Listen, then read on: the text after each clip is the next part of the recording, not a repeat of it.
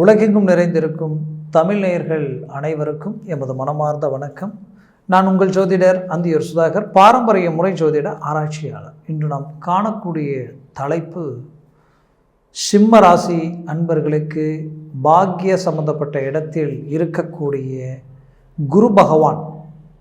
அந்த குரு பகவானை அவர் இருக்கும் வீட்டிற்கு அதிபதி செவ்வாய் உங்கள் மகர ராசியில் உச்சமடைந்து அவர் உச்ச பார்வையில் பார்க்கக்கூடிய 4ஆம் பார்வையில் கிடைக்கக்கூடிய அற்புதமான அமைப்பும், அதனுடன் சனி பகவான் தனது சொந்த வீட்டில் நின்று 3ஆம் பார்வையில் பார்க்கக்கூடிய அமைப்பு, இது எல்லாத்தையும் தாண்டி செவ்வாய், சனி, குரு பகவான் 3 கிரகங்களும் இணைந்து சூரிய பகவான் வீடாகப்பட்ட சிம்மத்தை பார்க்கக்கூடிய இந்த பார்வை உங்களுக்கு கிடைச்ச ஒரு வரம், ஒரு பாக்கியம். ஏன்னா செவ்வாய் 8ஆம் பார்வையில் உங்களுடைய ராசியை பார்க்குறார், சனி பகவான் 7ஆம் பார்வையில் உங்களுடைய ராசியை பார்க்குறார். அடுத்தது குரு பகவான் தனது பஞ்சம பார்வையால் உங்களை பார்க்குறார். அப்போது இந்த கிரக பார்வை பார்த்திங்கன்னா ஒரு பாக்கியாதிபதி உங்களை பார்க்குறதும் ஒரு நல்ல யோகம்தான், ஒரு பஞ்சமாதிபதி குரு பகவான் உங்களை பார்க்குறதும் ஒரு நல்ல யோகம்தான். இதில் 7ஆம் இடத்திற்கு அதிபதியும் உங்களை தான் பார்க்குறாரு சனி பகவான். அப்போது இது வரைக்கும் உங்கள் வாழ்க்கையில் நீங்கள் பட்ட கஷ்டத்துக்கு உண்டான பலன் கிடைக்கக்கூடிய ஒரு நேரம். அப்போது அந்த கால அமைப்பு உங்களுக்கு எப்பேற்பட்ட பலனை தரப்போகுதுன்றது இந்த காணொலியில் தெளிவாக விவரமாக நம்ம பார்க்கலாம். நம்ம சேனலை சப்ஸ்கிரைப் பண்ணாதவங்க பண்ணிக்கோங்க, பெல் பட்டனை கிளிக் பண்ணி ஆல் ஆப்ஷனை கொடுத்துக்குங்க. மொத்தத்தில் இந்த காலகட்டங்களில் சிம்மராசி அன்பர்களுக்கு சூரிய பகவானது ஆதிக்கத்தில் பிறந்த நீங்கள் சுமைதாங்கின்னு சொல்லலாம். ஏன்னா வாழ்க்கையில் சூரிய பகவான் மற்றவங்களுக்கு வெளிச்சத்தை கொடுக்கக்கூடிய ஒரு கிரகம், உலகத்துக்கே வெளிச்சத்தை கொடுக்கக்கூடிய இந்த சூரிய பகவான் ராசியில் பிறந்த உங்களது வாழ்க்கையில் நீங்கள் மற்றவங்களுக்கு வெளிச்சத்தை கொடுக்கக்கூடியவங்களாக இருப்பீங்க. மற்றவங்களுக்காக உங்கள் முயற்சிகளை கொண்டு போவீங்க. உங்கள் சுயநலத்துக்காக எந்த ஒரு முடிவு எடுக்க மாட்டீங்க, அது பொதுநலத்தை கருதி இருக்கும். அது மட்டும் இல்லை, உங்கள் வாழ்க்கையில் இந்த நிமிஷம் வரைக்கும் உங்களை பொறுத்த வரையிலையும் உங்களால் வாழ்ந்தவங்க இருப்பாங்க, கெட்டவங்க யாரும் இல்லைன்னு சொல்லலாம். அந்த அளவுக்கு நல்லதையே நினச்சி நல்லதையே எண்ணி இப்போவும் இன்றைக்கும் உங்களுக்கு துரோகம் பண்ணவொடனே உங்கள்கிட்ட நின்று உதவி கேட்டால் கூட அவங்களுக்கு திரும்ப செய்வீங்க. அந்த அளவுக்கு ஒரு நல்ல உள்ளம் படைச்சவங்க நீங்கள் சொல்லலாம். அப்பேற்பட்ட உங்களது வாழ்க்கையில் தொழில் ரீதியில் கடந்த காலகட்டங்களில் பலவித சிரமங்களை அடைஞ்சிங்க.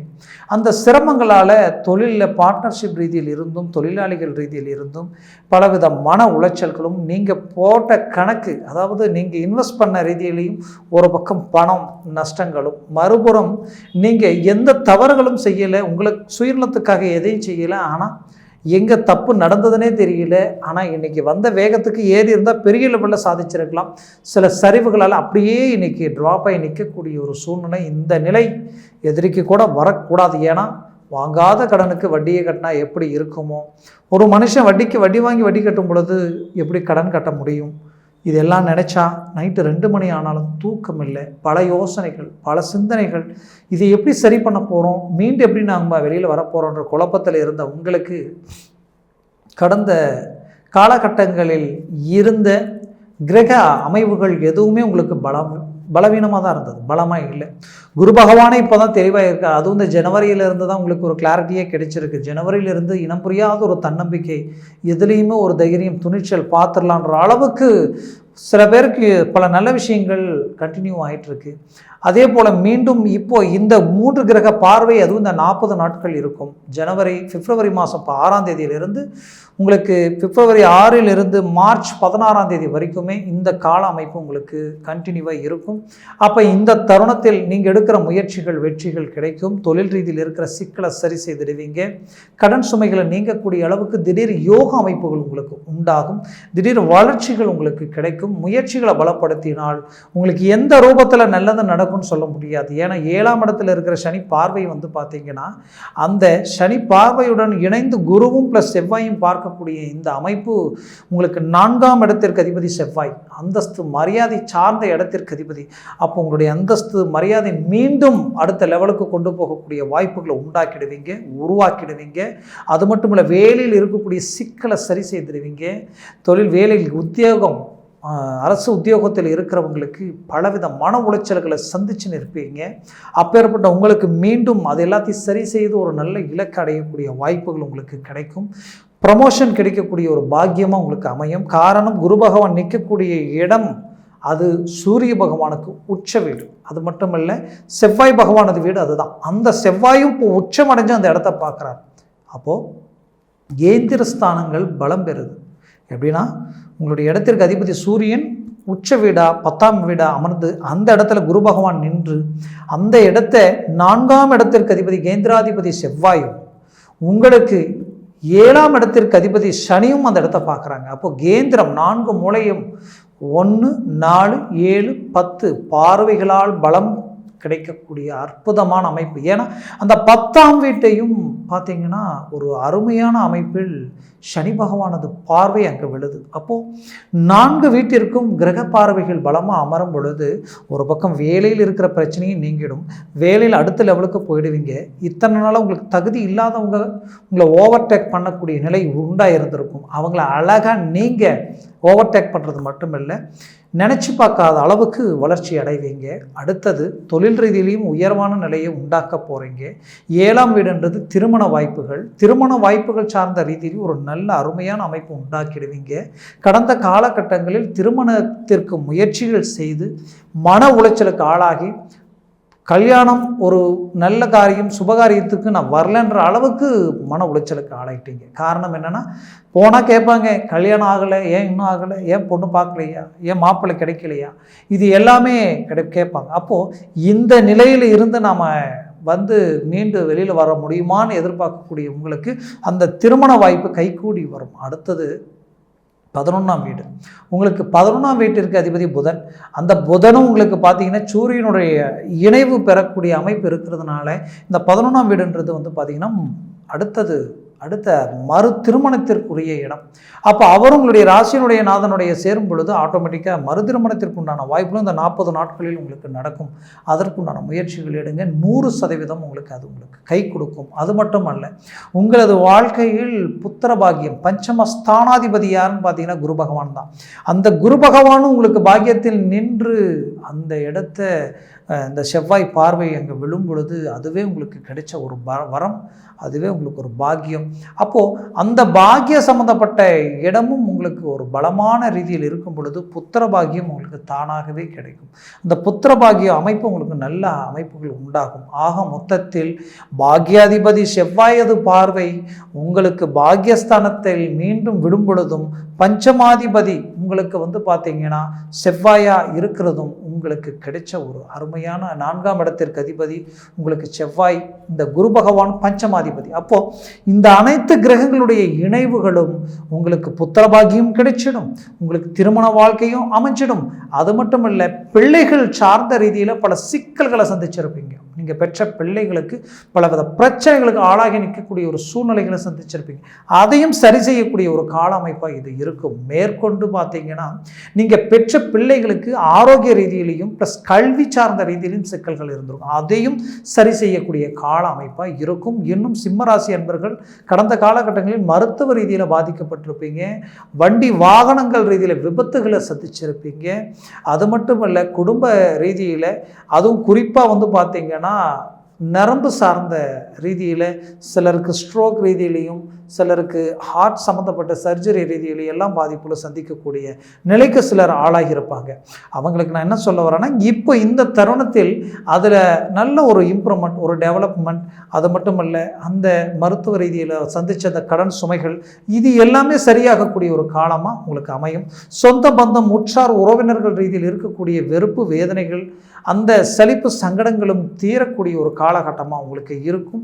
தந்தை வழி சொத்துக்களில் இருக்கக்கூடிய பிரச்சனைகள் சுமூகமாக உங்களுக்கு கைகூடி வரக்கூடிய ஒரு கால அமைப்பாக உங்களுக்கு இது அமையும். மொத்தத்தில் இந்த காலம் உங்களுக்கு கிடைச்ச வரம் ஒரு பாக்கியமாக உங்களுக்கு அமையும். உங்களது முயற்சிகளை பலப்படுத்தினால் 100% வெற்றிகளை நீங்கள் அடைவீங்க. சிம்மராசி அன்பர்கள் திருமணம் அடைஞ்சி கொஞ்ச காலகட்டங்களிலேயே சிலருக்கு எங்கே என்ன தப்பு நடந்ததுன்னு தெரியல, செய்யாத தவறுகளுக்கு தண்டனை அனுபவிக்கக்கூடிய நிலை, டைவர்ஸ் வரைக்குமே இன்னைக்கு போகக்கூடிய ஒரு சூழல். இந்த சூழலில் இருந்து மீண்டும் ஒன்று சேர்ந்து வாழக்கூடிய அளவுக்கு கணவன் மனைவிக்குள்ளே இருக்கக்கூடிய பிரச்சனைகள் நீங்கி இன்னைக்கு மீண்டும் ஒன்று சேர முடியுமான்னு நினச்ச உங்களுக்கு கண்டிப்பாக இந்த 40 நாட்களில் மீண்டும் பேசி ஒரு முயற்சி பண்ணுங்க, முடிவெடுங்க. கண்டிப்பாக ஒரு நல்ல மேன்மையை அடைவீங்க. ஆக மொத்தத்தில் உங்களுக்கு கிடைச்ச ஒரு வரம், ஒரு பாக்கியமாக இந்த காலகட்டத்தை நீங்கள் எடுத்து முயற்சிகள் செய்யுங்க. வீடு பூமி சார்ந்த விஷயங்களில் முயற்சிகள் எடுத்து என்னால் வாங்க முடியல, என்னால் அடுத்த கட்டத்துக்கு கொண்டு போக முடியலன்ற மன உளைச்சல் இருக்கிறவங்களுக்கு கண்டிப்பாக மீண்டும் இந்த தருணத்தில் வீடு கட்டக்கூடிய யோகம் அமையும், பூமி வாங்கக்கூடிய வாய்ப்புகள் கிடைக்கும். அது மட்டும் அல்ல, வெளிநாடு போகக்கூடிய முயற்சிகள் எடுத்து அதை சார்ந்த ரீதியில் பலவிதமான தடைகளை சந்தித்த உங்களுக்கு கண்டிப்பாக இந்த தருணத்தில் உங்களுக்கு மீண்டும் ரீஎன்ட்ரி கொடுத்து நீங்கள் வெளிநாடு போகக்கூடிய வாய்ப்புகள் அமையும். வெளிநாட்டில் இருந்து நான் சில பிரச்சனைகளையும் சில மன உளைச்சலுக்கும் ஆளாகி நிற்கிறேன், இது சரி செய்ய முடியுமான்னு நினச்சி வருத்தத்தில் இருக்கிறவங்களுக்கு கண்டிப்பாக சரி செய்துடுவீங்க. தொழிலில் நல்ல இலக்கு அடைய போகிறீங்க. வேலையில் ப்ரொமோஷன், அதாவது அடுத்த லெவலுக்கு போகக்கூடிய அளவுக்கு நீங்கள் இருக்கிற இடத்துலேருந்து அடுத்த லெவலுக்கு பதவி உயர்வு கிடைக்கும். அந்த வாய்ப்புகள் உங்களுக்கு உண்டாகும். முயற்சியை பலப்படுத்துங்க. மேற்கொண்டு சிம்மராசி அன்பர்களுக்கு இந்த காலம் ஒரு பொற்காலமாக இருக்கும். அது மட்டும் அல்ல, உங்களது கடந்த காலகட்டங்களில் நீங்கள் மற்றவங்க கிட்ட வாங்கின பணம், கொடுத்த பணம், இதை கரெக்டான விதத்தில் கொடுக்கணும், அதை நியாய தர்மத்தோடு நாம் அங்கே நடந்துக்கணுன்ற முயற்சியில் சில ப்ராப்பர்ட்டிஸ் வித்தாவது நாம் அதை சரி செய்யலாம்னு நினச்சிங்க. ஆனால் அங்கேயும் பார்த்திங்கன்னா அது பூமி சார்ந்த பிரச்சனை, டாக்குமெண்ட் சார்ந்த பிரச்சனை, இல்லை வழித்தட பிரச்சனை, இந்த மாதிரியான பல பிரச்சனைகளையும் பல குழப்பங்களையும் சந்திச்சிட்டீங்க. அப்போது இந்த குழப்பங்களிலிருந்து மீண்டும் வெளியில் வர முடியுமான்னு நினச்ச உங்களுக்கு இந்த தருணத்தில் கண்டிப்பாக அதை சரி செய்துடுவீங்க. அது மட்டும் இல்லை, சரி செய்கிறது மட்டும் அல்ல, நீங்கள் அதை விற்காமலேயே பிரச்சனைகளையும் சால்வ் பண்ணக்கூடிய ஒரு காலகட்டமாக இந்த காலகட்டம் உங்களுக்கு அமையும். மொத்தத்தில் குடும்ப ரீதியில் இருக்கக்கூடிய எல்லா வித சிக்கல்களையும் சரி செய்து ஒரு நல்ல இலக்குக்கு கொண்டு போகக்கூடிய கால அமைப்பாக இருக்கும். புதுசாக தொழில் தொடங்கணும்னு நினைக்கிறவங்களுக்கு இந்த தருணம் கைகூடி வரும். சிலருக்கு இடமாற்றங்கள், ஆல்ரெடி இடம் மாறி இருப்பீங்க, சிலருக்கு மாறலாமல் நினச்சிருப்பீங்க. இந்த மாற்றங்கள் சிலருக்கு கொடுத்துருக்கும். அதே நேரத்தில் அந்த மாற்றங்கள் அடுத்தடுத்த காலகட்டங்களில் ஒரு நல்ல மேன்மைகள் அளிக்கும். அடுத்தது வண்டி வாகனங்கள் சார்ந்த ரீதியில் கொஞ்சம் எச்சரிக்கையாக வாங்க. அதே போல் உங்களுக்கு புது கமிட்மெண்ட் ஏதாவது இருந்தால் ஒரு தடவைக்கு 2 தடவை யோசித்து அதில் இறங்குங்க. அதே சமயம் நம்ம வருமானத்திற்கு மீறிய செலவுகளை உண்டாக்காமல் பார்த்துக்குங்க.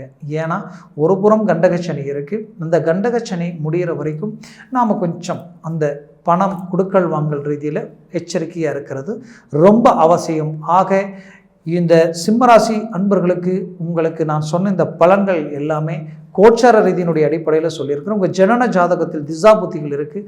அந்த திசா புத்திகளில் சர்வாஷ்ட வர்க்க பரல்கள் இருக்குது.